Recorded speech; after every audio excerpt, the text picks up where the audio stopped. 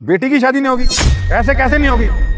तो क्या हुआ कि लड़के वालों ने बुलेट मांग ली? तो मैं मानता हूँ बुलेट बहुत महंगी है, पर तू टेंशन मत ना ले, पैसों का इंतजाम हो जाएगा। मैं कहीं ना कहीं से पैसों का इंतजाम कर लूंगा। मैं बैंक से लोन ले लूंगा।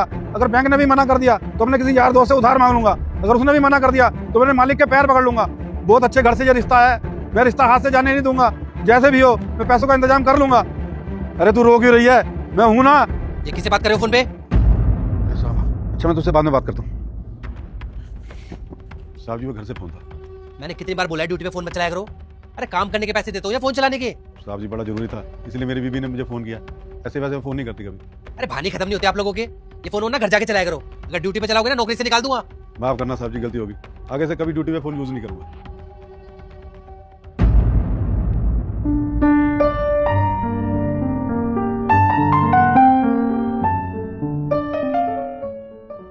जी साहब आपने बुलाया?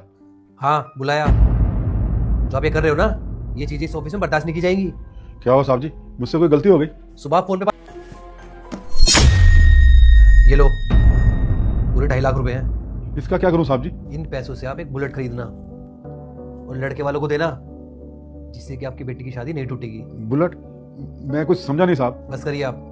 मैं खड़े होकर वहाँ पे सब सुन रहा था। मुझे पता है आपकी बेटी की शादी है और लड़के वाले बुलेट की डिमांड कर रहे हैं और आपके पास पैसे नहीं है। और रही बात गलती की, आपकी गलती ये है कि आपने मुझे बताना जरूरी क्यों नहीं समझा?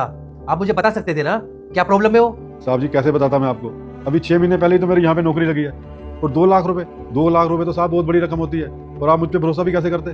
भरोसा है, मैंने तभी आपको यहाँ पे काम पे रखा हुआ है। और जितने भी लोग यहाँ पे काम करते हैं मुझे सब पे भरोसा है।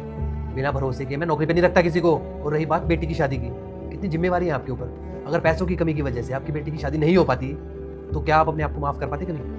देखिए अंकल, बेटा तूने मुझे इग्नोर किया तो आज से तेरा बुरा समय आ जाएगा। और अगर तूने मेरी वीडियो को लाइक सब्सक्राइब किया, तेरा वर्षों का सपना आज सच होगा। विश्वास नहीं है तो करके देख ले। जाते जाते कमेंट में राधे राधे जरूर लिख के जा। मैं खुद समझ सकता हूँ कि बेटी की शादी के टाइम पे कितनी दिक्कतें आती हैं। और समझना तो क्या, मुझ में तो खुद बीती हुई है।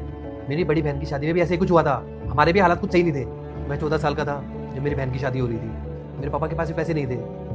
तब हमारे रिश्तेदारों ने, मेरे पापा के दोस्त ने, सबने सहारा लगाया।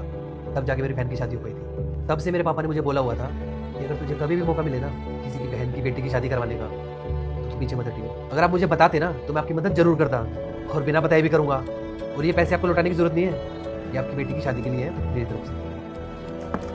लीजिए। बहुत बहुत धन्यवाद साहब।